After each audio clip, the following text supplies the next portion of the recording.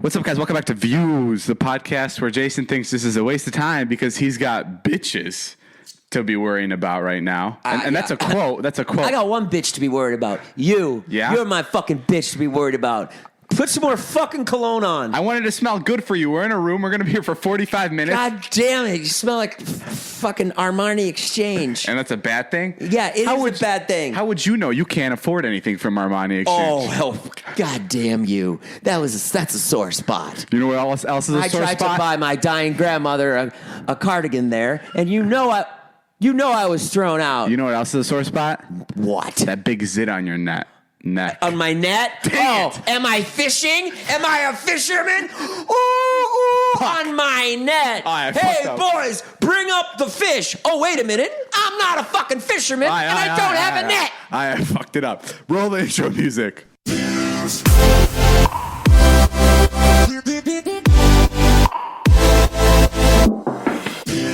Oh, and that was an intro song by Bruce Wigner. I can't even breathe with the cologne you put on. No, you're choking on your mother's cum. Okay, that was too much. That was too much. That was too much. Yeah. I'm gonna pull back. Your mom listens to these too, right? She loves it.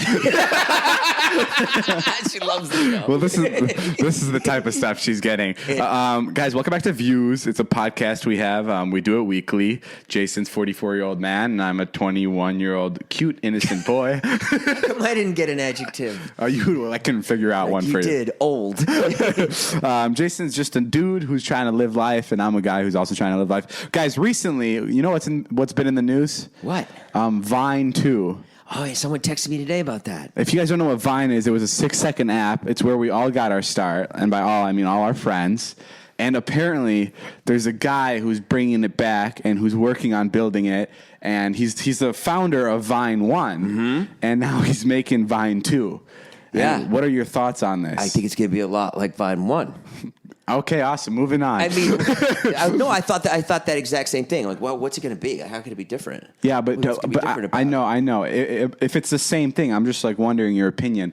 Are you happy with the fact that it's coming back? Yeah, I think it's always good to have another app around. You think it's good? Yeah, I do. I have such a problem because I have to keep up with too many apps. And when Vine left, it was bittersweet because I'm like, this sucks. Like, I got my start on it. But at the same time, I don't have to keep up with it anymore. And Vine takes up a lot of your time. Vine's not like Twitter or like Snapchat where you go through all the stories and you're done. Vine is just you fall into this fucking pit like late at night where you can just be stuck there for 2-3 hours just watching shit.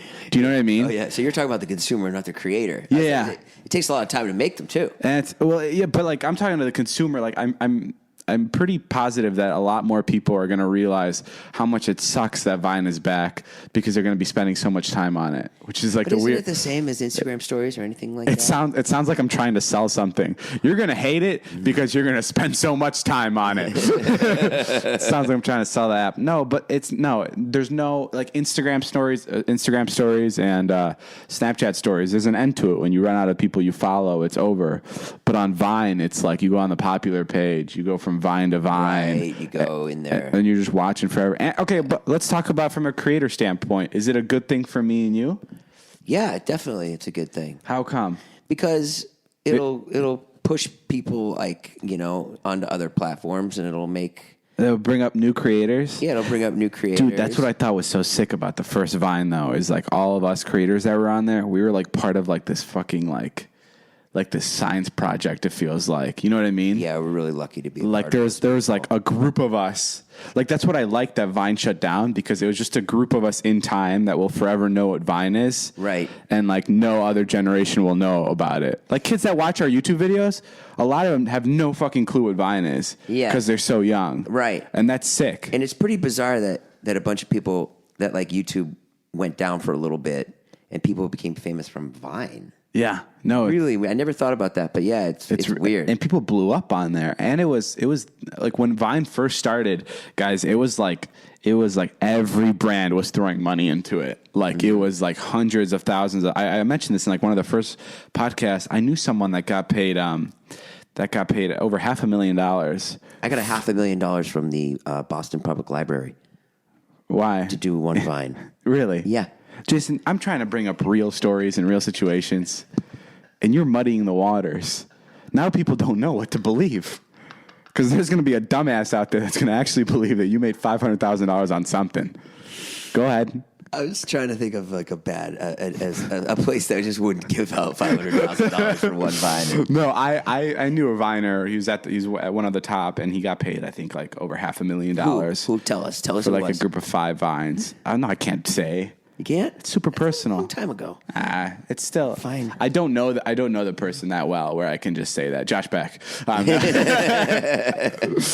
No, but I mean, I'm happy that Vine's coming back, and I'm definitely going to be using it. Yeah, it's going to be one of my favorite things. No, you're not. Yeah, I won't. You don't have time for anything. I won't be because I was always bad at Vine, and just uploading is so tough. What were we? We were talking about this yesterday though that I wanted to talk about. We were our roommate Alex. Okay, we have this roommate named Dom. And he's like fucking like typical social media influencer, like not the brightest, but super hardworking. Like he's just a character. He's very strange. And yesterday, or it was like 3 days ago, me and Jason were sitting on the couch, and Dom was leaving, and he's like, "I'll see you guys later." And we're like, "Where are you going?" Well, they had just finished a story about how they get their dick sucked for shout outs. Yeah. And then they said this. Yeah, they were talking about okay, let's rephrase. I didn't even put this in the vlog because I thought it was so gross. But one of our friends, one of Dom's friends, when girls come up to him, he's a big Instagram following. When girls ask him for shout outs, he tells them, "Okay, if you suck my dick, I'll shout you out, and I'll delete your shout out as soon as you're done sucking my dick." And he's done this like 6 or 7 times. Yeah. And it's amazing, right? Next night he told us this. Jason got a shout out from him. It was up for 3 hours. Mm-hmm. Yeah. Was it worth it? I grew like 6K, I think. But you had to give him a blowjob for 3 hours. I knocked a couple teeth out, but yeah, it was worth it. Anyway, they were having this conversation explaining to us that they give shout outs to girls for blowjobs. And then they're like, "Where are you guys going?" Yeah, and then we're like, "Where are you guys going?" And they're like, "We're going to go feed the homeless." And I was like, "It's hilarious." Like, it's just like, it's the most social, like they're such cliche social media. But they really were. Yeah, they were. Going to feed the homeless. They were going to feed the homeless and film it, so people can be like, "Oh, these guys are dope. These guys are great." And our friend Alex argued like the level of bullshit like that comes with feeding homeless and recording it. Well, when they said they were going to feed the homeless, they didn't say we're doing it for YouTube. They just said we're going to feed the homeless. So I was like, wow, that is so nice. I'm not going to do that. Oh, wait, did you really think about it? I really thought that they were going to feed the homeless because I started laughing. He goes, "No, seriously. I'm seriously going to feed the homeless. I got a bunch of sandwiches." And I go, oh, I'm so sorry. That's awesome. But you thought our roommate, Dirty Dom, and his friends are going to do That's what they said. Okay, well, no. They were going out to film it for Instagram, which this is where our argument came with me and Alex and Jason, is Alex was arguing that it's complete bullshit and it's pathetic and it's just cheap and it just doesn't make anybody look good. Which I see what he's saying, but I was arguing that as fake as it looks to do shit like that, it does more good than it does bad, I think, right? Why do you have to videotape it? Why can't you just go out and give some sandwiches? Well, because in other words, they shot bits all day. Yeah. So then just say, "Yeah, I'm going to feed the homeless," and just go feed the homeless. I understand that, but like this is so tricky. I had this argument with Liza too. I told Liza, I'm like, "Liza, I want to surprise my friend with a car, but I want to film it." And this friend's like done a lot for me. And she's like, "No, don't film it. Just surprise him with the car." And I'm like, it's just like I'm not just recording my friend for views. I'm recording him because I go on YouTube, and one of my favorite things to watch is people being surprised with stuff, or people getting their mortgage paid off, or people getting new cars. Not necessarily homeless people getting fed, but like stuff like that, because it makes me feel good. And like, if I'm doing this moment, I'm spending a lot of money on something, then why don't I just film it? Do you know? I hate how negative filming good deeds like comes off. Like it's kind of. Do you know what I mean? Yeah, I know. But when you watch it, you're like, oh, Like this person wouldn't be doing this unless they were filming it. Okay, me and you and a bunch of other people, like when like if you watched Dom's video of him feeding the homeless, you'd be like, this is fucking bullshit. But younger kids who are just super like, they're influenced easily. Right. I don't know why they're watching Dom in the first place, but those kids are going to go like, holy shit. Like this is what it takes to make someone happy. Right. And it's like, I have $1. I could do the same thing. Yeah. Like you can argue and be like, well, David, if you're surprising with your friend with a car, then film that shit because it's expensive and a lot of people don't get to do it. But my argument is if you're going to go feed the homeless, film it because it shows that you don't need a lot of money and you don't need to surprise someone with a car or with their mortgage being paid off to make them happy. Like it shows that like even these little things you can do can make a positive impact on someone. Yeah, I guess so. And I guess if you have, like, when people go to like hurricanes and stuff, that's yeah. It looks like fucking bullshit, and I'm not gonna lie. Probably 70% of the time, it is fucking bullshit. Right. And the people aren't doing it like out of their own heart. They're just doing it to get the views. Uh-huh. But at the same time, it's not hurting anybody that's watching it. No one's watching it and being like, "Oh fuck, man, I want to go shoot up a bank right now because I just saw this guy feed the homeless." Like you're only getting good vibes from it, most likely. Do you know what I mean? And yesterday you were talking about how your parents want you to donate some money, right? My parents you wanted to see. Yeah. Yeah, you wanted to feel the reaction, which I get. My parents want me to donate money to two charities, and it's a lot of money, and I don't know if I'm just young or stupid or what it is, but I just haven't familiarized myself with any charity where I would be giving that much money to. Like I don't know where the money would be going. Right. Yeah. You should tell them that you have your own charities that you're going to. Well, we're going to let them know right now, Mom and Dad. I'm going to figure it out on my own. Please stop texting me about that. Giving money to Jason's charity. Yeah, I'm going to give money to Jason. I'll make sure it'll be okay. Have you ever given back? Yeah, all the time. Really? Yeah, sure. I give every year to an orphanage in Haiti. I give a lot of money to that. How much? What's a lot of money? I don't want to get personal, but I'm sure. I don't know, like $1,000, $1,500. That's awesome. That's amazing. Have you met these kids yet, or do you get like a picture of them? No, I haven't been able to go to Haiti yet. I know one of them. What's his name? I don't want to say his name, but he's a next door neighbor. Oh, are you serious? Yeah, he was adopted from there. So like our best friends, they adopted a kid from Haiti, so we give money towards their charity. How's that? It's great. Does he speak English? Yeah. He came here when he was like 3, so he speaks perfect English. Oh, how old is he? He's like 5 or 6 now. Does he know that he was adopted? Yeah, he knows. And if not, can I tell him on the vlog? He has 2 white parents. He has 3 beautiful sisters. Oh, that's awesome. Gorgeous white sisters, and then him. And yeah, it's awesome. And he's a nice kid? He's a super nice kid.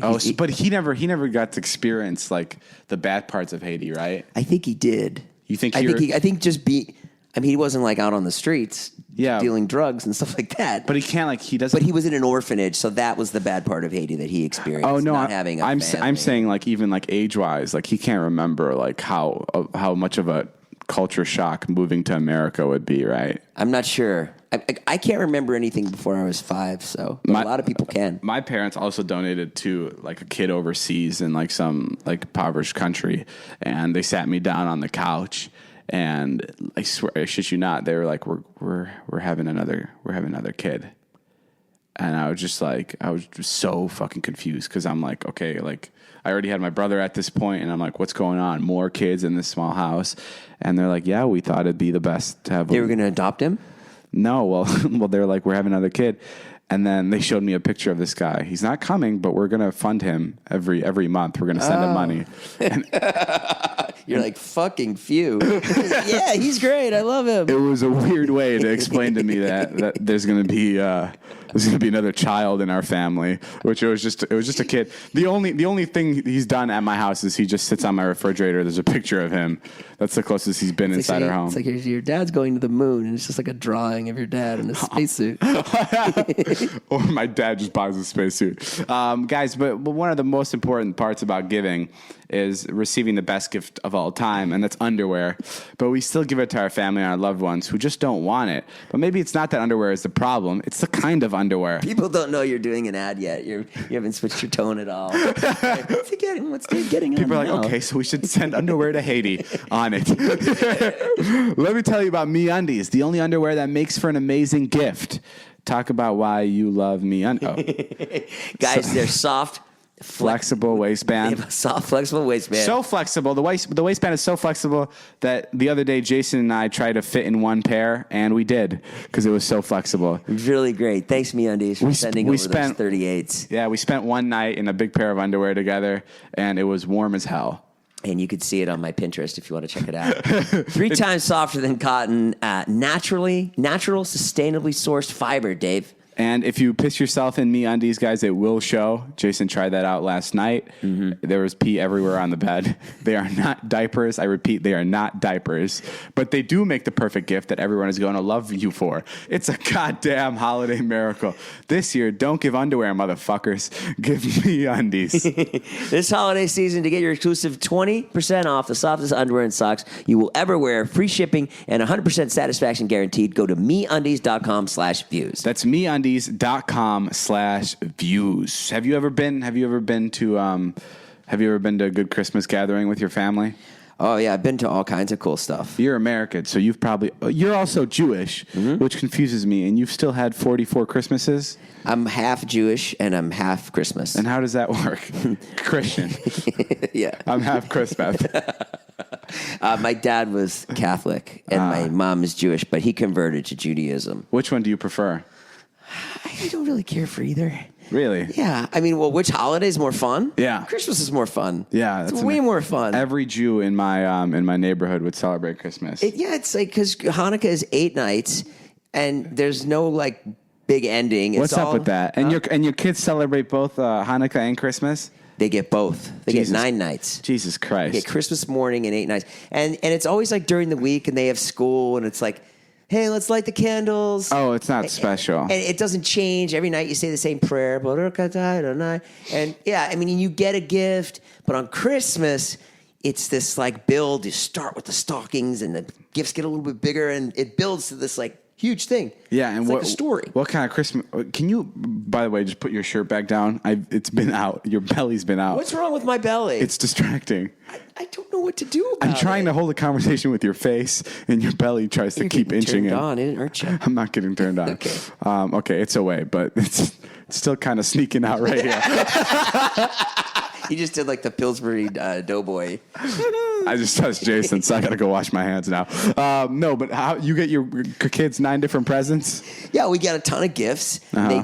They're spoiled. They get too much stuff that they don't need. And then I argue with my ex-wife and I say they already have Anki Overdrive. Your kids are really spoiled. Well, don't say that. They're not spoiled. Well, you called your son a pussy in the last podcast. Didn't we edit that out? No, we didn't. No, we didn't. So I feel like I'm okay by calling him spoiled. Well, they're not spoiled. They're grateful for what they have. They have an abundance of stuff that they don't need. Yeah. But they're not spoiled. They're not like... Which one of your kids is more popular? The girl or the boy? Tough to say. I always think that Wyatt's going to be unpopular, but he's not. Yeah. Just because... Dude, you just keep calling out your son. I always think he's a loser. But then like 6 kids show up to his birthday party and I'm like, okay.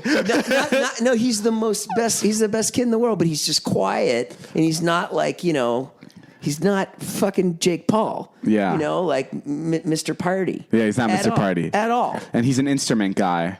Which in school is usually quieter people. Right. Yeah. But it seems that he's well liked. That's amazing. Yeah, we go over to the school and... if only you liked him as much as the other kids in the school do. What about your kids? Tell me about yours. Oh, I'm going to love both of my kids equally. Oh. I think I'm going to have a boy and a girl as well. Is there a way to get a boy and a girl? My neighbor told me you have to sleep with your ear bent over. And you get a boy. I was also really young, so he could have been fucking with me. Which neighbor told you that? He overdosed 3 weeks after that. But that's besides the point. No, is there a way to decide whether you can do it? Because I know now. No, with pregnancies now, you can go to a doctor. It costs like $50,000, but you can decide what color the hair is going to be, what color the eyes are going to be, I guess, and the gender. Actually, yeah, you're right. That's fucking nuts. Yeah. How did you find out if it was going to be a boy or girl? We were blindfolded and brought into a back alley with a drug lord. Yeah, you were beaten. It owed, yeah. And your bruises spelled out whether it was a boy or a girl. Yeah. No, the doctor is just like, the doctor looks and he's like, okay, I know what it is. Were you there for your child's birth? No. Why not? I think I was busy that night. Yeah, right. No, I was there for both of them. Busy at a bar. It's awful. Yeah? I mean, like, God, It's thank funny, God I'm not a woman. Yeah, that's what I mean. I think I've asked you, like you've said before, this has been the best day of my life, and I'm like, what about your kids? What about when they were born? And you're like, fuck that. That shit was awful. It was awful. Why? Walk me through childbirth. Okay, so first of all, you're like the thing's obviously the thing's like gonna come out. So there's like, and it's not coming out yet. The baby. Yeah. So there's a good 7-10 days where you're just like, fuck. Yeah. So you can't do anything. Can't do anything. Yeah. And then there's the unknown of, I don't even know what's gonna happen once this fucking thing comes out, but it's not coming out anyway. So we're just fucked. You're just in this, midway state. Yeah. So then you're like, you don't know if it's going to be healthy. You don't know if it's going to be healthy. How fucking crazy is that? That like days before, you don't know if the rest of your life is going to be tough and like dealing with his medical issues. So stressful. And wow. And not to take anything away from the women. Obviously they have it hard, but you're the man and you just fucking can't do anything. And anything you do is fucking wrong. I just can imagine a woman listening to this. Yeah, I mean, like, no, I understand. Like, I'm the asshole. Like, I get it. Like, so the most you can do is just be like, okay, I have the car ready. It's really tough on you, yeah. If I could like take away the pain, I'd do it. Yeah. But I'd almost rather be the person going through the pain than sitting there watching her go through the pain. Okay, and your wife's water broke where? So we're in the house and it's broken and she's like, okay, it's time. It's time. This is your first kid. It's the first kid. Okay. My mother-in-law was there and we were like, we got the keys to the car. We're all set to go. My mother-in-law You packed a bowl real quick. You're like, there's no way. There's no way I'm delivering this baby without being high. You're like, you don't deliver the baby, Jason. There's a doctor for that. Oh, yeah, right. Oh, I thought I had to do it. No, my mother-in-law had to get her hair done. So she took like another half hour. Are you fucking serious? She's very into the way she looks. It's amazing. So we laughed about that. Then we went to the hospital. Oh, it's not like straight up screaming when the water breaks? No, it's like, I'm really uncomfortable. Oh. It's going to happen. We got to go. Jesus. Then you go there, put the legs up, and then like there's a towel over there, and the doctor's like, do you want to see? Do you want to see? And did you look? And I'm like, I don't know. I don't know if I want to see, Did you look? Yeah. And did you ever look at your wife the same way? I looked at her the same way, but with disgust. No, not at all. I just could imagine that being the most terrifying scene, a human coming out of another person. It's fucking alien. I mean, it's alien. Like there's a fucking baby coming out of nowhere. Like it's not plausible in your mind. And did you pull it out yourself? Like Scott wants to name his kid Excalibur because he wants to pull it out himself.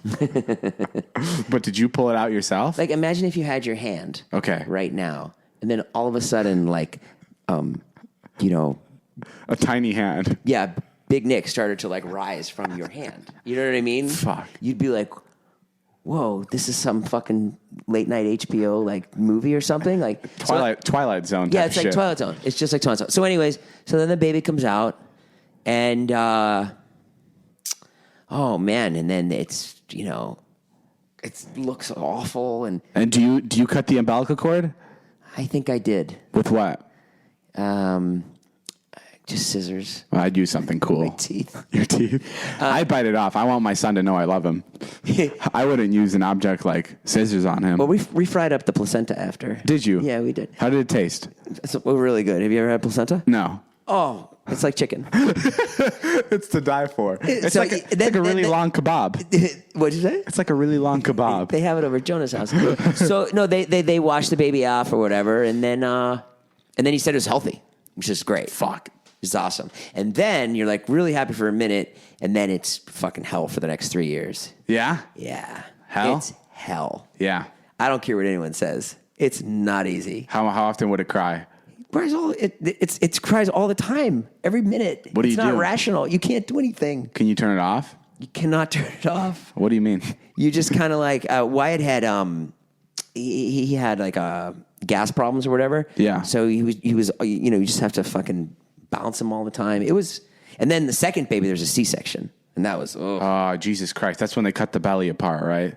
Yeah. So like I said, not to make this too grim, but good luck when you and Liza have kids. Well, after C-sections, the best thing is to cover up with an ugly Christmas sweater, especially for this time of year. If you want bragging rights for the most talked about sweater at your Christmas parties, listen up. I have this sweater. Do you want to see it? Yeah, I actually saw it earlier. You saw it? It was amazing. It's pretty dope. Because Tipsy Elves has hundreds of Christmas sweater designs that are nothing like you've seen before. Mm-hmm. They're not for the faint of heart. Yeah. Be the life of the party with hilariously irreverent. Yeah. What does that mean? You got it. Irreverent. What does that mean? Irreverent. It means like not part of the norm. It's irreverent. Irreverent designs. Check out the all-new 2017 sweater collection. You won't find them anywhere else. Tipsy Elf sweaters are all about fun, but are serious on quality and construction. While you're shopping for your ugly sweater, check out their other holiday attire for yourself or as a gift, like adult onesies. Oh, Dave, you'd look cute in one of those. That's amazing. They even sell wild and crazy ski suits for you skiers out there. For men, 3-piece Christmas suits, interactive sweaters, beer pong cornhole, and hilarious holiday tees. For women,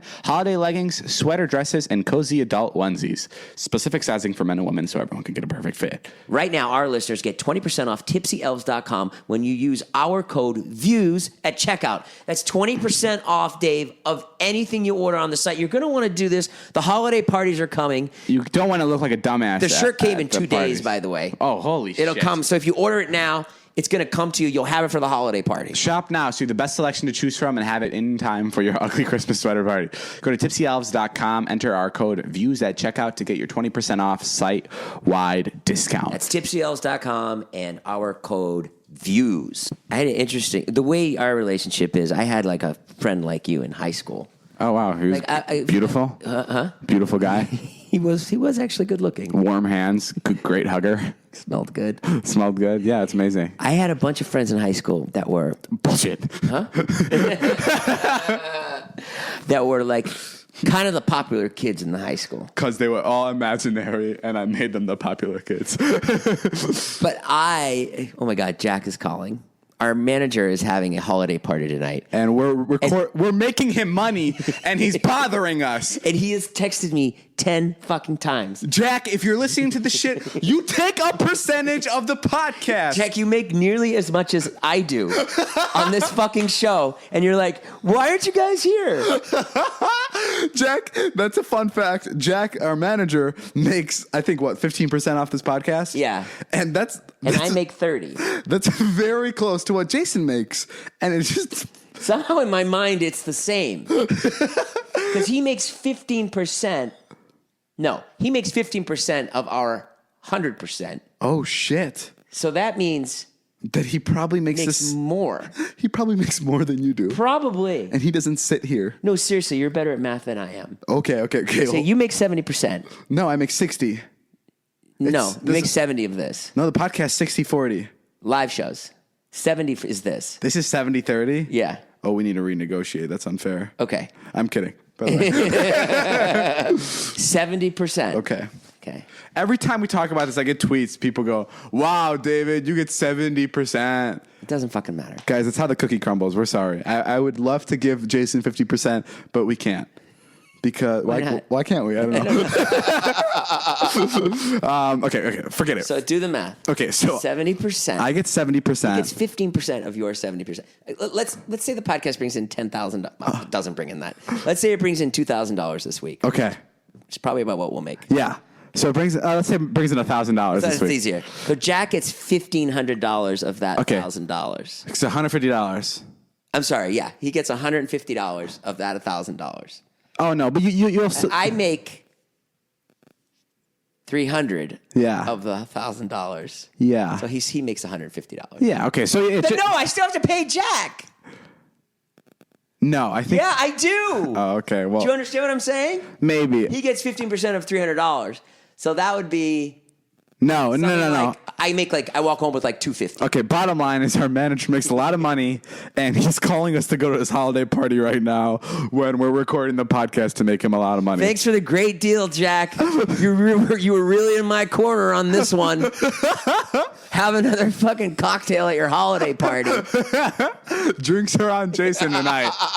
Okay, sorry. Continue the story about your friend. I had a friend in high school. He reminded me a lot of you. Like, I had friends in high school that you could say they were like the popular kids in school. Yeah. And I was like friends with them, but they didn't fucking like me. You know what I mean? They just kept me around because I was like, easy to pick on. They liked you, but you were just the bottom of the barrel. I was the bottom of the barrel. Yeah. And that's fun to be a lot, too. Is it? Because you can shoot up a lot.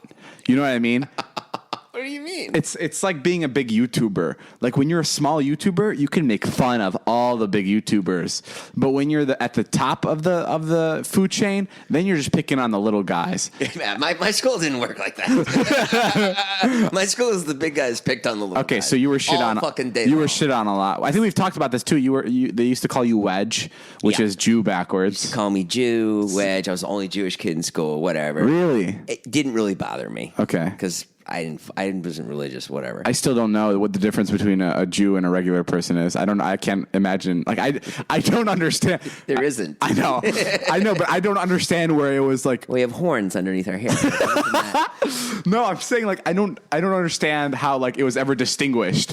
How that guy's a Jew. Like, do you know what I mean? Yeah. I think we've talked about this too. I just don't get it. Like I don't like.